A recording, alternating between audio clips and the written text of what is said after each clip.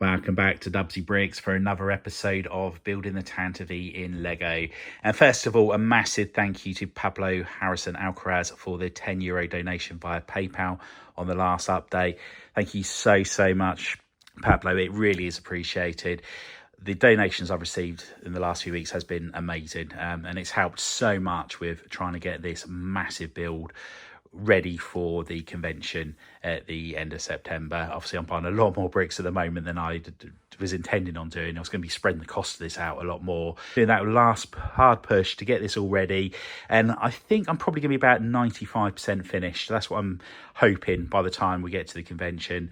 There are still going to be certain parts of this I'm going to want to continue working on after the convention, I think. So yeah, we're pretty confident though that this is going to look really good by the time, or we're hoping it's going to look really good by the time we get to Brickcon. Now, in the last update, I was working on this lower section here, and I was originally going to be working on this part. However, until I got that part sorted, it was hard to work out exactly where other parts went to. So I think what I'm going to be starting off by doing is covering up this section just here on both sides, but also work on the top section just here, get that all sorted. Anyway, without further ado, let's stop talking. Let's maneuver this so I can actually work on it a little bit easier. Let's get building. Now, with these panels that go onto this section just here, they are very smooth. There's no greebling on them. There's a red line that comes down here, but the fin that's on the next section back here actually goes right up to it. Now, I don't want to have a gap along the edge if I can help it. So what I'm thinking about doing is actually having a hole in the panel that's going on here. The wing will be attached to the next section back, and then it will slide into the hole. I'm hoping that's going to work. There's no reason why it shouldn't, but I think that's going to cause me a little bit of a delay in doing this part, as I need to know exactly where it's going to be coming to. So I think I'm going to change my plans. Surprise, surprise. We won't work on this section just yet. We'll turn our attention over to this build here once again, and then hopefully we'll be able to work out the best way of doing it and getting the right technique, everything at the right height. So let's move the sections around again. So once again, I want to work on the opposite side of this, so it's the attached version. So rotate around, work on that part, and then we can start working out exactly where the panels go and where the hole needs to go in the panel. Now, as you can see on this side of the build, there are very few connection points. You've got a couple of 6x plates here and a couple of studs here, but actually building off of it, it's not going to be that simple as it is at the moment. We have got all of these Technic holes along here. So I'm going to use a very similar technique to what I did with this panel down the bottom of the ship in the last update. And it will involve using these Technic bricks, which have got a plate on the back of them. So I've got 4 of those, which I'm going to attach along here. I'm going to clip them in place, and I'm going to very carefully break the wall off, add an additional plate coming out to help keep them in place, and then also hopefully that will add a little bit of strength to it as well. There are a couple of other places or ways that I think I can connect it just to give it that little bit more strength. So let's start off by doing that, and then once I've done so, I'll try and work out how I'm going to build this shape that's going on the side of the vessel. So here we have the start of the ledge on the side of the vessel, which we'll be attaching the framework to for the hull. Just need to put another small one down that end, and on this side we've got one going quite a way along here. So that's what we're going to do now, start prototyping the framework for the hull, and I'm going to be using the same technique for the covering it as I've got on the docking section just there. I was considering using the curved slope pieces, however, due to the diameter, it just wouldn't look right. So I think that is going to be the best style for putting on the side of the ship. So let's find a load of hinge pieces out and start building the framework along that edge.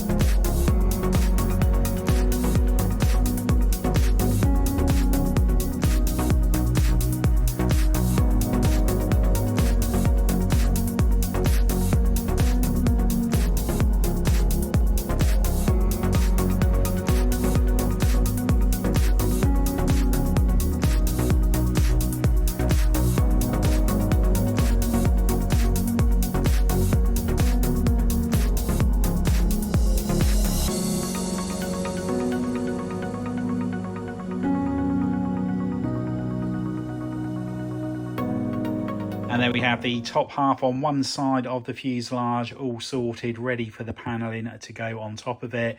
And it's come along quite nicely. I'm happy with how it's all working out. I think it's going to be plenty of strength in there.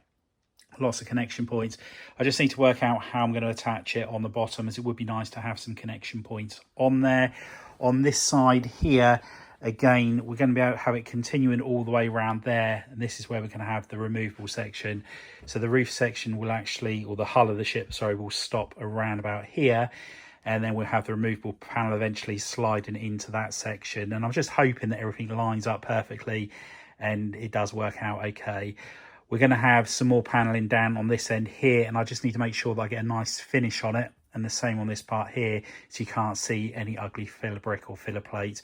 But what I might do, if I'm struggling to fill the gaps, I might just fill it with greebling and any little pieces to make it look like a true cut section of the ship.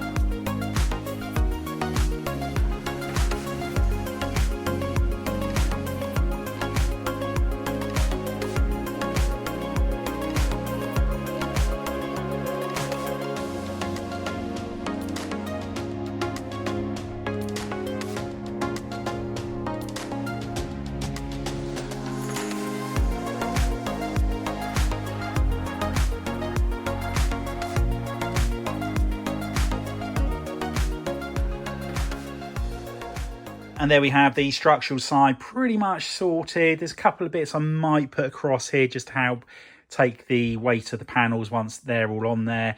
I do need to do the rings around this section here, but I just want to get this part put on beforehand. I think it's going to work out about 5 or 6 studs in width. So again, it's one part that it's going to be very easy to sort out. Then we've got the big block bit that goes around the back there.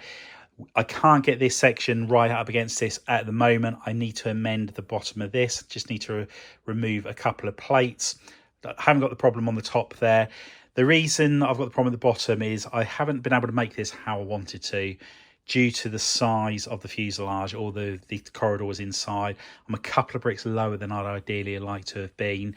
I've got these as tight to it as I possibly can. And this is the reason that this is 7 studs here as opposed to 4 everywhere else. Ideally, that would have been 5 studs. I'd have had 2 studs above, then the fin, and then 2 studs below. However, due to how it's worked out, it's not been possible to do so. So I'm just going to have to try and make the best of it and work my way around it. But all in all, I'm happy with how that's turned out. It's not perfect by any means, but from what I can tell, I couldn't have got this any smaller inside there with the corridors, with the style that I've gone for and the techniques I've gone for, getting the details in there that I wish to do so. So this is one of the very small compromises that I've had to make with the build. But it's nice to finally know what we're doing with this section. And now that I know that this is the technique that we're going to be using, I can calculate the parts I need ordering and get those ordered in as quickly as possible. So I can now work out, for example, how many of these bracket pieces or modified plates I need, how many of the panels I need, the L-shaped ones, how many of the curved bricks I need, and all of that sort of thing. So that's going to be one of the jobs I'll probably do tomorrow, is go through my entire collection, work out how many I've got, and then work out how many I need to order in. I don't want to just guess it and order in 100 more than I need, because obviously it's just going to be a waste of money. And also I don't want to order in too few and then not be able to complete it. So turning our attention back to the engines, and this was the design that I came up with in the last update. and it was 10 studs wide. This one is down to 9 studs, which is a little bit more accurate to the blueprint side of things. And I've made this section go in that a little bit more, as I mentioned I was going to do in the last update. But the overall effect on the outside, this is what it's going to be like. I will be using all 2x4 tiles with the exception obviously of 1x4. So you won't see these lines on here. And with the cheese wedges, they will all be 2x1s, again, with the exception of the end one. But yeah, I just wanted to use the parts I had in my collection just to knock one up, just to see how it looks when it's all done. I'm really happy with how it's starting off. There are a few bits inside of here that I would like to just give a little bit more detail to. But I'm going to see what parts are available on the Pick a Brick wall. Because of how much or how many pieces are in each of these engines, it's one of those things where I need to maximise the Pick a Brick wall as much as possible. So that's what we're going to be looking at doing next time I go up to Dublin, which will hopefully be middle of next week. I'm going to see how many of these wheels I've got, because I thought that might be quite good to have in the centre of that. I'll put the lights through these holes just here, and then we'll have the orange dish over the top of it. Now, the orange section, which is going to be the flame, is not going to be as large as I would like it to be. But again, it's one of those things where I just need to be sensible with how much we're putting into these engines at this stage of the build. So it's something I could amend further down the line, but for the time being it'd be nice just to have the engines there with some sort of lights on there. I'm not sure how much light glowing we're going to be able to get from the bulbs anyway. Putting a whole torch in there would be really cool, but yeah, that's not going to happen. Anyway, what I want to work on now is how I actually attach this section here to the main engine part itself. And here we have our latest engine design, and the only difference is this part on the end. So I've built into it a 2x Technic brick. As you can see, it's the one which has got 2 Technic holes as opposed to 1 in there. And the reason being is it now makes sure that the axle hole is lined up with the stud. And because we're on an odd stud number here, that's worked out perfectly. I was going to use just a 1x1 Technic brick. However, I thought the 2 would just give it a little bit more strength. Now, originally, I did have in here an axle with this part on the end to stop it from just falling out. However, when you remove the engine, the clip comes off. So that's no good, as if I've got everything else built up around it, I'm going to have to dismantle it to get that all reconnected. So what I've used instead is the axle, which has got the stopper on there. So now this isn't going anywhere, it's fixed in place, and that's all good. So now what we do is we just insert the engine into here. Now the next part as well, because we want this obviously to stay in place, we don't want it to droop at all, is to try and keep it all connected. And this is hopefully is where this part's going to come in handy. So if I remove a couple of the panels there, you can see we've got the studs all in alignment. Then what we're going to do is just put a plate going across. It's probably going to be easier to do it on this one, as there's an extra plate in height. So that will go across like so.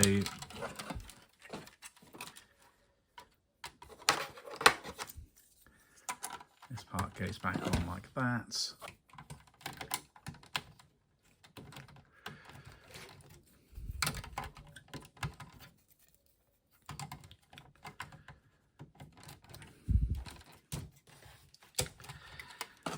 And now there we have it, the engine, it's all on there and there's no gap at the top either, it's all connected perfectly.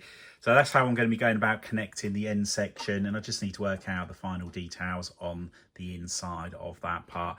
The one problem I have got using the axle here, I was originally going to feed the lights through, so I'm going to have to feed the cables through a different part, one of the gaps around there, to light that all up. But at least we've come up now with the design that we're happy with, and it all seems to be working perfectly okay. And we've just had a delivery arrive, and at the perfect time. This is only a small order we had through from lego.com, but it is parts that are going to come in very handy at this very moment in time. And in here we have some more of the wedge tiles, I suppose you class them as well as these Technic pieces here, which are going to be used on the cannons. At the moment I've got them in grey on one part and white on the other, and these modified slopes here, these are for a different mock that I'm currently looking to build.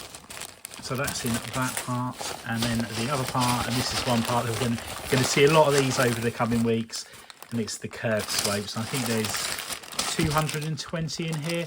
So following a couple of donations we had come in the other day, so we said get some slopes, so that's exactly what I've done there. So let's start using these on the current engine that I'm building and see if we can get another one all made up.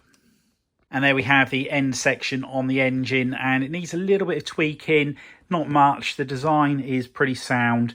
It just needs to come out by one plate all the way around. Just need to add a 2x4 plate on the end of all of the bricks all the way around there. Then that'll bring it out and it'll cover up the little gaps that we have here and there. But I will change all of the plates on here so it's all white, so you can't see any filler brick, just in case there are any parts peeking through. Now, in regards to the engine, somebody did say, I think it was in the last update, they're really concerned about the weight of them with this bulky section on, with it sagging. And it is sagging just a fraction. You can just see the gap just here. And that's even with the panels, which are going to be going on the side. Now, the panels are going to be a lot bigger, so they are going to come further along. Whether or not that does help to put it up, I'm not sure. At the moment, there's not a great deal of stud connection on there. But what I think I'm going to do, I'm just going to move the electronics here forward on the build and then have a plate going across the top there as well. I think that's going to be the best way of doing it. Now, with these cylinder parts of the engines, there is going to be a lot more detail on there. It's not going to look like this when it's finished. There's going to be pipe work going down, as you see in the source material, as you see in A New Hope and Rogue One and whatever else. So it's not the finished article. There's a lot more work, as I said, to happen with that. But all in all, really happy with how this engine is coming along. And I've knocked up, I think it was 3 of the core sections of it today. And the list of parts I've got to get is getting really, really long. The 2x2 bricks I'm using inside there in dark bluish grey, I've used so many of those just around the Lego room in Mills plates, and now I need them all, and I've got loads of spare multicoloured ones. So I might end up pulling a few Mills plates up in Gotham where I haven't worked yet and try and swap them over. Otherwise, I think it worked out like about 800 2x2 dark bluish grey bricks I need to purchase. And like in the last update, it's amazing how much difference just seeing the shape of the certain sections of the ship changing is making such a positive feel for this mock, and the chances of getting this finished for Brickcon at the end of September. In the last update, just getting that section there all completed was quite a satisfying moment. It was part that I wasn't 100% certain how I was going to go about doing it, getting the connections, getting the angles, getting the strength into it, but that's worked out fine. This section here is going to be the troublesome one, and I really need to tackle that very, very soon. This one, again, was one that I was really concerned about. I wasn't sure how I was going to get the shape on there. However, it's turned out to be quite good. It's straightforward, so hopefully it's going to continue along that vein. Now, I would have loved to have carried on working on this. However, as I've mentioned so many times, I need to order in the parts as soon as possible. And there are tens of thousands of parts I need to get in. And I need to know what parts they are. So that's why I've left this part in this update and then turn my attention back to the engine here, as I needed to make sure that I'm going to be able to get all of the pieces that I need for this and any other sections along here. So that's why I keep flitting from one part of the build to another. But it's satisfying, as I said, just seeing shapes appear on the vessel here. So at least now I've got a good idea. I should be able to calculate tonight what parts I need for doing the hull of this part, the sections around there. Even the part that's going around there, there's a square bit. I can work that all out now. Engine parts, I can now calculate if the final parts I need on that. So yeah, all looking good at the moment. Just not looking forward to making that a large order, or larger orders, should I say. Anyway, that's all we have time for. I hope you've enjoyed the update. If you have, please remember to give us a big thumbs up. If you haven't already done so, please consider subscribing to the channel. Hit the notification bell so you don't miss any future content on the channel. And if you know anybody else you think would be interested in building the Tantive IV in Lego, if you can share the channel with them, it'd be much appreciated. Anyway, till the next time, bye for now.